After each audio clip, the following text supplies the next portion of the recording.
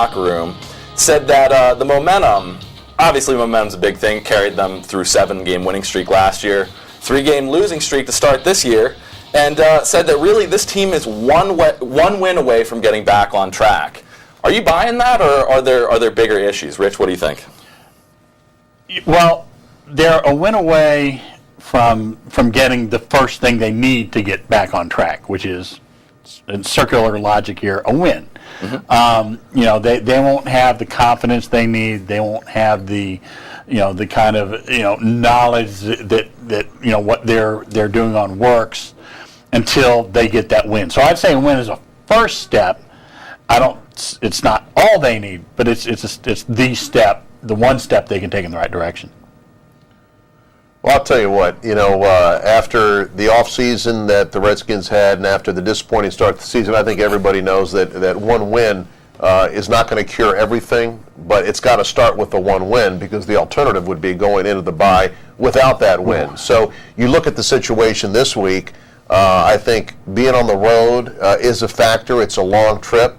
It's not, I don't want to say it's a horrible place to play, but you do have some factors. You've got the infield that comes into play on a playing field that you haven't seen all year. You've got a Raiders team who, as we do this, we don't know who their quarterback is going to be. There's a lot of variables going in. But I thought the Redskins did pick up a little bit of momentum, though the heartbreaking nature of the last loss, I think, still stings. The thing about momentum is it has to start somewhere. And right now the Redskins, they need the win, not so much, for the momentum, because the funny thing is that if they win, then they have the bye week. It kind of kills any momentum that you might get from winning. But right now, they just need the win to kind of stop the chatter that's going around the national media about all the supposed infighting and the supposed, bickering and the supposed this and that. That all stops with a win. Right now, it's all anybody can talk about. And when you're 0-3, people are naturally a little chippy, and they're not really getting along. I mean, we're all a little angry right now about the start. That all stops if they get the win and everybody feels good. I feel I have a responsibility here, Evan, because I'm not going to say what you said is wrong, because what you said, people are hearing, but no fans are talking about the team bickering. I haven't heard one single Redskin fan talk about the team bickering. Nobody is here. Yeah. Except for me and you. I mean, there's nobody bickering, so... Get out of the way here. Well, according to some folks at ESPN, there's some bickering going on. Well, you know what? I mean, again, if you want to fabricate something, and that's the age we're living in where fabrication becomes reality, and when someone makes something up, a blogger or whoever... No offense to bloggers, by the way, guys. Yeah, I know. You guys are both outstanding bloggers. Jerks. But, there is no bickering. But there's a lot of dissatisfaction because you haven't won a game. You thought going into the season you had a real good contending football team. That still might be the case. But as far as bickering is concerned, there's no bickering. I mean, me and Charlie bicker quite a bit. I think that's the most bickering we've had in the building, right? I think that's Charlie's fault. Don't pick on me. Yeah, this is the only bickering that's going on in the building is me and him. But their performance so far on both sides of the ball, does that make going into this game, even if this is a good matchup for them, is that easier said than done? Well, it's always easier said than done. I mean, that's always the case. But I think the Raiders, Larry pointed out all the potential traps and everything like that. Mm-hmm. Redskins are probably the better team. The Redskins probably should win. But I think you could have said that last week as well. Yes, yeah, absolutely. But things happen. You drop a pass, you fumble the ball, you throw an interception, penalties at the wrong time, and boom, all of a sudden you're 0-3. When all is said and done, usually more is said than done. So Mike Shanahan has, he says talk is cheap quite a bit. And I think everybody in the locker room, and listening to Robert Griffin III on the podium yesterday, I mean, it's the kind of thing, well, we can sit here and talk about it all you want, but until we win a game on the field, you're going to say what you want. And that's a pretty black and white situation, I think. The Redskins were the better team last week against Detroit. They just had a couple of really untimely miscues that really kind of thwarted all the good things that they did. They did some really good things on offense. Their defense is still kind of a mess, but they did some really good things on offense, and they had some calls that really didn't go their way that maybe could have gone either way. They had some turnovers that could have been really avoided, and looking at the Raiders on tape or on film, which I did last night. I've watched all 3 Raider games. You watch tape? Well, it's digital now. What do you call that? I watched ones call and it zeros. TV. I watched. Thank God for the miracle of NFL Rewind. I watched that, whatever you want to call that. And TV. it's not. It's on the internet. It's not TV. I don't know what you call it. But in any case, the Raiders are not a real good football team. I mean, they have an okay defense, but they've got a lot of problems. They're the type of team that will beat themselves if you let them. And I think that's what the Redskins kind of need to do. They need to let the Raiders beat themselves and not turn the ball over and commit a bunch of stupid penalties. Let's hear it from Barry Cofield first before we go on. You got to win. You really got to focus on the Raiders. Can't look around at the division and see what else is going on. And we got to right our own ship. We got to get ourselves back on track. And going into the bye week going forward would just be awful. It would be worst case scenario, obviously. Everyone talks about going into the bye week with momentum. Last year, they went in with a number of losses in a row. So, is this a situation where this is a proverbial must-win that we talked about last week? Do they need this going into the bye? Do they need to feel good going into the bye, or do they really need to regroup and they need that week? What do you think, Rich? They need a win. It wouldn't matter if they didn't have their bye till November like last year. It doesn't matter. They need a win. Yeah, Josh Morgan said it. He says, what difference would it have made if our bye came in 6 weeks? We need a win now. So, but I think, you look at the start of the season and the way, a lot of staffs, a lot of guys look at this as, quarter by quarter. First quarter of the season for the Redskins actually happens going into the bye week. So the best you can be is 1-3. And so you got to try to be 1-3, and you know what's on the horizon. You can't look past the bye week. The Redskins will get a couple people back, hopefully to bolster the defense. A couple defensive players will be eligible to return. And then you got that trip to Dallas coming up, and the NFC East. And again, I'm not looking for silver linings here, but you got the Giants haven't won a game. They're playing at Kansas City this week. Kansas City is unbeaten, and Andy Reid is the coach. They're waiting to go 0-4. Right. You got the Cowboys traveling west to San Diego, and Philadelphia is at Denver. So if you go into that bye week 1-3, which is the best you can be, you've won a game, you feel a little bit better about yourself and where you stand in the division. Yeah, Playing for first place on the other side of the bye week. That's ridiculous if that happens. What is the definition of a must-win game? Does it mean that this is going to be your only chance to get into the playoffs? Is that what a must-win game is? If that's the case, then sure, this is a must-win game. But wasn't last week also a must-win game? And how many must-win games did they lose last year, too, before everyone said, oh, dead in the water at 3-6? Before they won 7 must-win games in a row. Yeah, I mean, it's all tough. You don't know how things are going to play out down. You don't know what's a must-win. You don't know how things are going to play out down the road. Fortunately, last year, they lost some must-wins, but then the Giants managed to lose a couple of games for them. The Cowboys managed to lose a couple of games. Things did fall. Not only did they need that 7-game streak, they needed some things to fall for them the right way. Well, I look at it this way, Rich Tandler. Check him out on Yes, sir, CSLWashington.com. And the National Football League is built that every week is a must-win. It's not 162 games. You can't afford to lose 6-7 in a row. You can't afford to have your players lost for any more than a couple of games. It's not like a hockey or basketball season where you got plenty of time to catch up if you fall behind. Every week's a must-win. There you go. All right. Well, good stuff, guys. That was segment 1. Stick around for segment number 2. We're going to hear from head coach Mike Shanahan and him talking a little bit about how to shake up the offense. Stay tuned.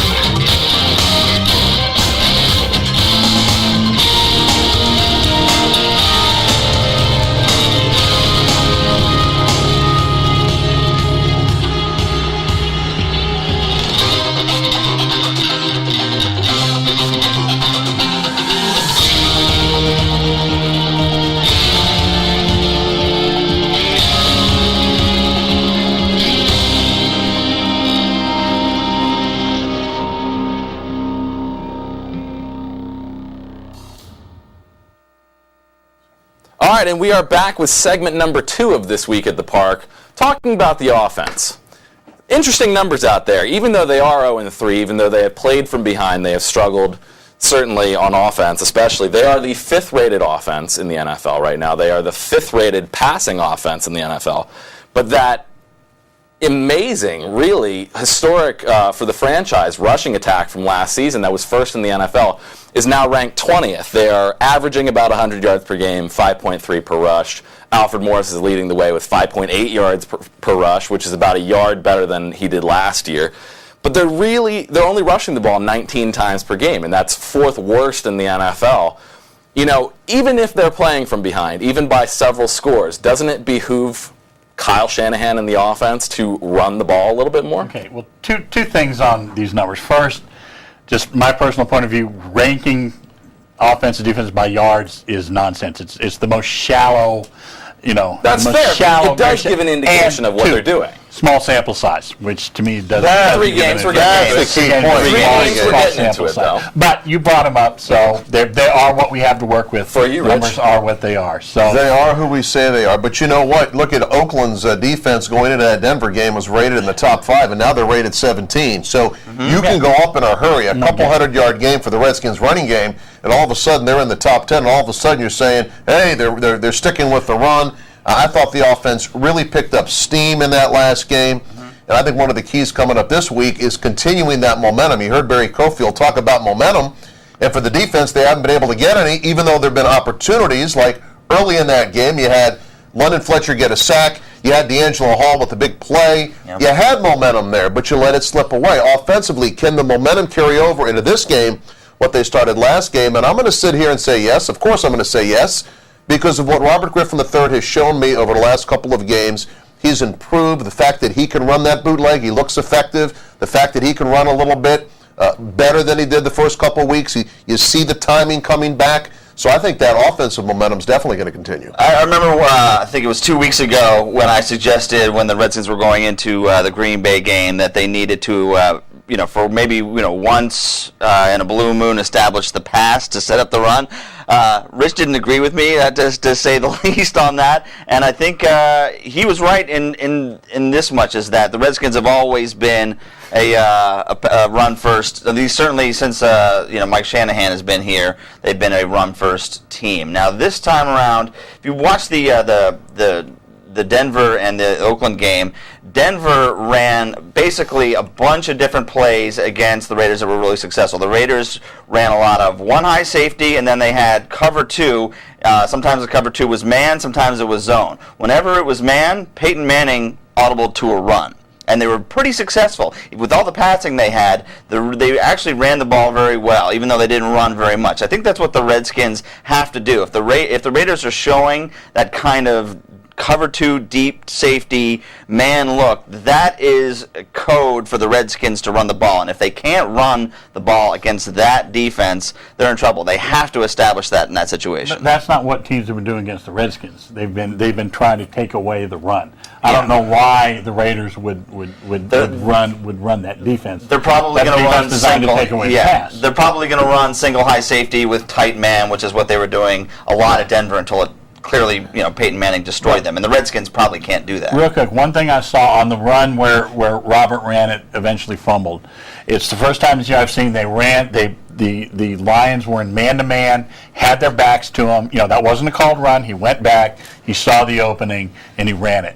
So, they're going to have to be very careful, the Raiders, about going man-to-man if Robert's willing to run it. If it was still a 21-yard run. It ended badly, but it was still a 21-yard run. Well, you mentioned that wasn't a designed run. You've seen teams blitzing this offense a lot because does it have anything to do with the fact that they have taken away the run from them? They can just run bodies at Robert and get him off kilter. Yeah, I think it's just part of the counterpunching. I mean, I think, Kyle's starting to figure. The defense coordinators have had all summer to scheme against Robert. Colin Kaepernick, who's not having a very good year, by the way, lower quarterback rating than Robert. They've had all year. Small sample size, though. Small sample size. Yeah. Thank you. To remind you of that. Never mind. Go ahead, Larry. You guys sound like you know what you're talking about. Yeah. You really do. Well, we try. It's all a myth. We have no idea. We just make it up as we go along. Well, I mean, you know what would really help? A few big plays to me. Big plays. The biggest play of the year was the play that didn't happen. which was the Aldrick Robinson touchdown catch, not catch, dropped in the end zone. And I really can't recall. Alfred Morris's touchdown run was a big play. 30 yards. I mean, you had the rest of the big plays so far have come from the defense, and we're 3 games in. So I think that's kind of been overlooked. Everybody, the conventional wisdom, stick with the run. And for the first couple games, you weren't able to stick with the run. Last game, you were in the game competitively. You probably could have won that game if you had made that big play. So the lack of big plays to me is something that you're going to have to see some big plays. Yes, stick with the run. Yeah. That's going to set those They'll big plays set it up. up. Exactly. I mean, the flip side of sticking with the run, though, is that you are able to keep the defense on the sideline, on the bench, resting up. Already, we've seen the time of possession be an issue for the Redskins, and if they continue on this trend, it's going to be a bigger issue down the road. You know, if for no other reason, for ball control, isn't that a concern going into this game, that you want to keep the defense fresher than they've been? That's probably the biggest favor the offense can do to the defense, because let's face it, I mean, the numbers aren't good through 3 weeks. I think they are historically the worst defense through 3 games in the NFL. There's really no quick fix for that. There's no sort of kick in the pants. There's no magic scheme. There's let's face it. There's not a new personnel. Antoine Winfield is not walking through that door. I mean, he says he wants to come back, but I don't think the Redskins are going to sign that guy. Probably not. You never know, though. I hear little you, long in the tooth. I hear you say that, though, Evan. You're talking about, again, you're not obviously listening to Rich Tandler here when he says it's a small sample size, and you're talking about, well, historically, well, you know what? You don't stop the season 3 weeks in. Everything is not etched in stone 3 weeks in. So, yes, they've given up a lot of yards. To say a historically bad defense statistically through 3 games, yes. But what does that mean? It's not just the yards, though. I mean, they can't get off the field on 3rd downs. I mean, it seems like every single time somebody, the opposing team needs a first down on 3rd and 6, they get it, and it's not really that much of a struggle for them. They have played the Eagles with this wacky new defense and 3 very, very good skill players. Aaron Rodgers, my money, best quarterback in the game. And Stafford, who throws a lot, gains a lot of yards, and Calvin Johnson. Now, that's, you have to look at who people are playing, that's why the small sample size. I don't think they're the worst defense in NFL history. But you say small sample size, and then you also say that it's only 16 games. It's not 162 games. You can't bounce back. All of these small sample size, I mean, you have to win these games if you are expecting to play in postseason. Schedule doesn't get any easier after the bye. Everybody's got good players. I mean, it's not like the Raiders don't have any wide receivers that are probably going to make the Pro Bowl this year. It doesn't really look like that's going to happen. That's maybe a product of the quarterback. We don't know what kind of quarterback we're going to see. But the Redskins are going to face a ton of really good offenses. I mean, start with Peyton Manning, and it's just kind of a shudder to think what he might do to this defense if they don't get some things corrected. They also going to go against Chicago. They've got a pretty good passing team. They're going to go against San Francisco. So it's just like they have to figure something out that is going to at least slow teams down. And if they can't, the best medicine is to put together long ball control drives. No, the best medicine is to score points. I don't care. Big play. That's what I found. But score points after long drives. You have to score points. Period. I mean, I don't care how you do it. Okay, it's an offensive league. If you score, if you really look at it, the Redskins scored 13 points against the Lions because you had the 1 defensive touchdown. Right. Not enough. And you know what? If you told me going into the game that the Lions were going to score 27 points and that the defense was going to score 7, I would have said the Redskins are going to win the game. If you'd spotted them 7, I would say but no, they've got to be able to score. Right now, worry about the style points later. Worry about keeping the defense off the field later. If they win a shootout with if they're in a shootout with the Broncos, win, lose, last possession, that's a great game as far as I'm concerned. Yeah, I mean, you can have all the ball control you want. If you're scoring touchdowns to the end of those drives, then you're winning games. And you got no touchdowns from the offense in the first quarter. You got 1 touchdown from the offense in the first half. I'll take it any way I can get it. I'll take it on a 1-play drive, 80-yard pass. Boy, I'd love to see that. Because you got to see it, you're making me nervous. Wouldn't we all? All right, we're going to go into segment 3. We're actually going to hear from Coach Shanahan this time. Stay tuned.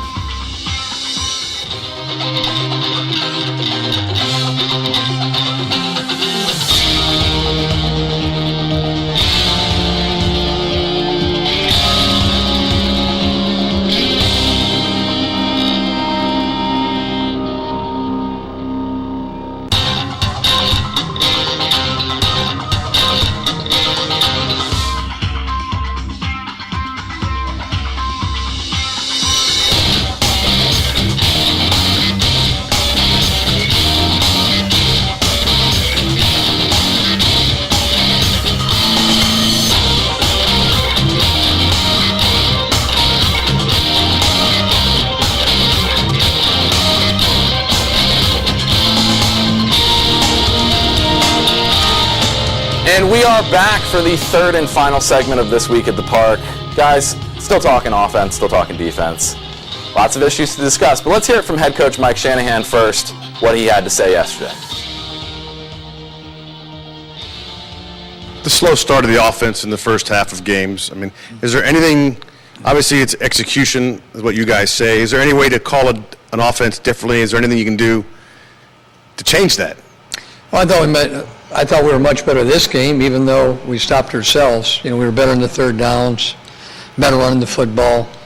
And when you do that, you still got to finish plays. It could be a turnover, it could be red zone, and hopefully we can put a game together where we can score some points. And Bakari Rambo said today he was... The key to the offense, the guy that we actually haven't talked about all that much this week, is Robert Griffin III. His performance. You haven't talked to him. I've been talking about him all week.